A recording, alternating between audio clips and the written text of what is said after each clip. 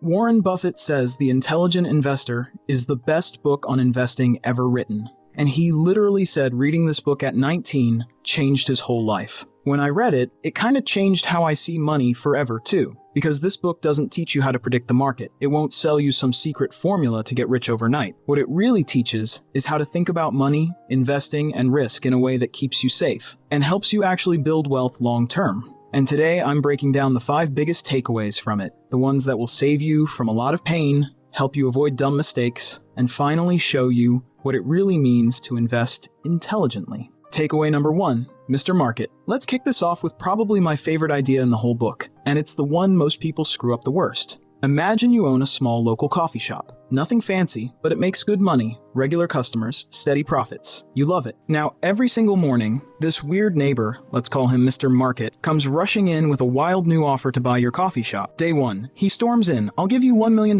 for this place. Coffee shops are hot right now." You're thinking, sounds insane, but noted. Next morning, Mr. Market drags himself in looking miserable. "Coffee's dead, man. I'll give you $50,000 tops. You should sell before it's too late." Day after that, he's back. "Good news, $700,000. I changed my mind again. Coffee's cool now." And this goes on every single day. Now here's the key question. Would you take him seriously? Of course not. You'd laugh. You'd roll your eyes. You'd say, "Bro, come back when you're sober." But weirdly, when it comes to the stock market, people listen to Mr. Market like he's some kind of financial wizard. Stocks go up, everyone's suddenly a genius. Stocks go down, everyone's crying and selling. Why? Because the market looks official. It's on screens, it's on the news, it feels serious. Graham's point is, Mr. Market's behavior is no more rational than your crazy friends. He's emotional, he's dramatic, he's obsessed with fear and greed, and most of the time, he's wrong. You don't have to sell your coffee shop just because he's feeling moody today. Same with stocks. So what's the smart move? Use Mr. Market's mood swings to your advantage. When everyone else is panicking, prices drop. That's when opportunities show up. When everyone's greedy and throwing money at stocks like it's free candy, maybe it's time to chill and not overpay.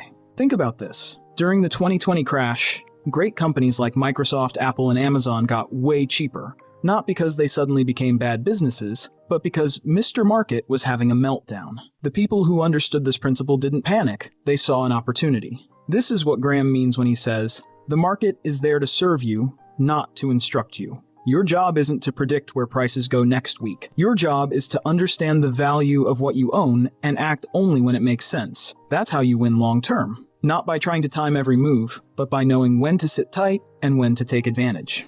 Takeaway number 2, stop speculating. Alright, let's clear this up. Investing is not the same as speculating. Let me explain. Investing is calm, thoughtful, long-term. It's like buying a house you actually plan to live in, raise a family in, build memories. You check the neighborhood, the plumbing, the schools. You don't just buy it because the price might go up next week. Speculating, though, that's like buying the house just because your barber said prices are going to the moon. No idea what it's worth, no clue who lives next door. You're just hoping someone else will pay more than you did. And that's the danger Graham warns us about. See, investing means 3 things. You do your homework, you protect your money, and you expect a reasonable return, not 10x overnight. The problem is, most people think they're investing when they're really just speculating. They chase hot stocks, meme stocks, headlines. They're buying because someone on YouTube or TikTok said so, not because they actually understand the business. Let me ask you something. If I offered you a tiny piece of a pizza shop you've never seen, don't know the owner, no clue if it even sells pizza, would you buy it just because I said it's going to blow up? No way, right? But people do that with stocks every single day. Here's a famous example. In the dot-com bubble of the late 90s, people were throwing money at anything with .com at the end. Didn't matter if the company had 0 revenue. Didn't matter if they sold nothing but dreams. Prices skyrocketed and then everything crashed. Why? Because people weren't investing. They were speculating, hoping to get rich quick off hype, not value. Graham's golden rule is, treat a stock like a part ownership in a real business, because that's literally what it is. You're not buying a ticker symbol or a lottery ticket. You're buying a piece of a real company with employees, products, revenue, good months, bad months, just like any normal business. And if you wouldn't buy the whole business, why buy a tiny piece of it? That's the mindset shift. This doesn't mean you can't ever take risks, but if you do, you better know why you're doing it, what it's worth, and what your downside is if things don't go your way. Investing is boring at times, sure, but boring builds wealth. Speculation just builds screenshots of your account right before it crashes. If you treat stocks like businesses, not scratch cards, you're already way ahead of most people. By the way, if you're loving this so far and getting some good ideas out of it, do me a quick favor. Hit that like button, Maybe even subscribe if you want to see more videos like this. All right, back to business. Takeaway number 3, margin of safety. Let's make this super clear, because honestly, this is one of the smartest things Benjamin Graham ever taught, and yet, almost nobody talks about it properly. Here's the big idea. Don't pay full price for anything, especially not stocks, because no matter how smart you are, no matter how well you research, things can go wrong. The economy can flip, a company can mess up, the market can panic for no reason. You need a cushion, you need room for error. Think of it like this. If you're building a bridge and the trucks crossing it weigh 10,000 pounds, do you build the bridge to handle exactly 10,000 pounds? Of course not. You build it for 30,000, just in case. That extra strength is your safety margin. Same with stocks. Let's say you figure out a company is worth $50 per share. But are you buying it at 50? No, not even at 45. You wait until it's at $30 or less. That gap protects you. It gives you breathing room if something goes wrong. Look at 2008. During the financial crisis, people were dumping stocks left and right. Solid companies like Johnson & Johnson, Coca-Cola, and others were trading way below their real worth, just because people were scared. That's when guys like Warren Buffett were buying like crazy. Why? Huge margin of safety. He wasn't guessing. He was grabbing value on sale. And here's something people always ask. But what if I love a company and the price just keeps going up? Great question, and it happens all the time. Let's say you love Apple. You've done your homework, you believe in it long term, but the stock keeps running higher and higher. It's tempting to just jump in because FOMO, right? Don't. A great business at the wrong price is still a bad deal. If it's too expensive right now, you don't chase. You stay patient. Put it on your watch list. Follow the business, not just the price. Wait for Mr. Market to throw one of his classic mood swings again. And trust me, he will. That's when you strike. Warren Buffett once said, "The stock market is designed to transfer money from the impatient to the patient." Your edge isn't just knowing what to buy, it's knowing when to buy. You wait for that price where you've got room for error, where the risk is low, and the upside is solid. Takeaway number 4, pick a side. This next idea from Benjamin Graham is super important because it saves you from years of confusion and frustration. It's this. You're either a defensive investor or an enterprising investor. There's no middle ground. Let me explain this in the simplest way possible. Imagine 2 types of people at a gym. One shows up casually, jogs a little, lifts a few light weights, feels healthy, goes home. They're not trying to compete in bodybuilding. They just want to stay fit and not injure themselves. That's your defensive investor.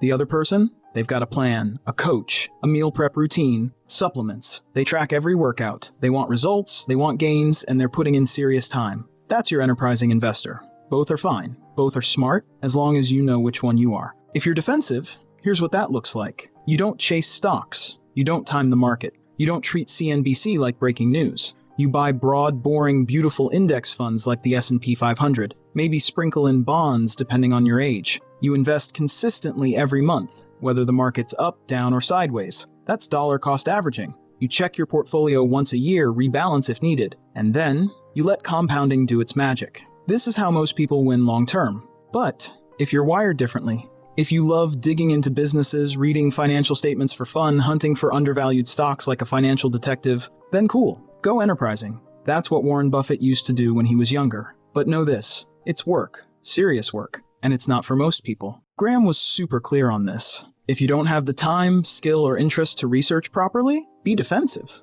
If you're obsessed, disciplined, and willing to outwork everyone else, go for enterprising. But don't try to play in the middle. That's where people get wrecked. They end up chasing trends, buying high, selling low, panicking when things drop. That's how people lose money and confidence.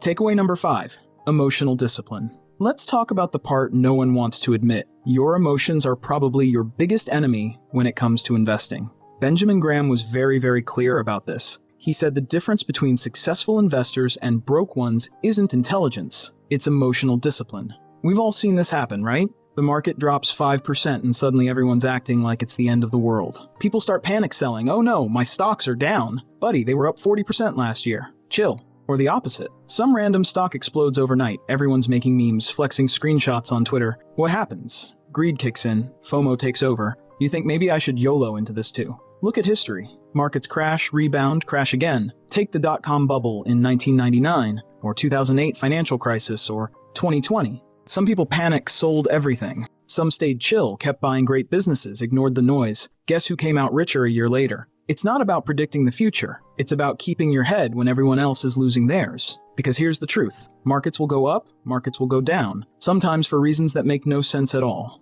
Your job isn't to control the market. Your job is to control yourself. And how do you do that? Have a system. Dollar cost average. Rebalance. Stick to your plan. When you've got rules, you don't need to make decisions based on panic or hype. Think of it like flying a plane through turbulence. The pilot doesn't start yanking the wheel because of a little shake. They follow the system. Same with investing. All right, let's wrap this up in a way that actually helps you when you go back to your money. Think of these 5 takeaways like parts of a puzzle. They work best together, not alone. First, you gotta treat stocks like owning a real business, not some magic ticket to fast money. Every time you think about buying something, ask, would I be happy owning this for 10 years, even if the price didn't move tomorrow? If not, skip it. Simple. Then, you protect yourself with the margin of safety. Don't chase stocks when they're running hot. Be patient. Wait for the price to give you a cushion, not a heart attack. This saves you from costly mistakes. Next, when Mr. Market throws a tantrum, you don't join the drama. Let others panic. You stay calm. Sometimes the best move is doing nothing. Then figure out who you are. If you don't want to babysit stocks, stick to index funds. If you love digging deep, go for it. Just commit. Don't float somewhere in the middle wasting time. Finally, master your emotions. This is the glue that holds everything together. Without discipline, none of this matters. Build habits that make it automatic.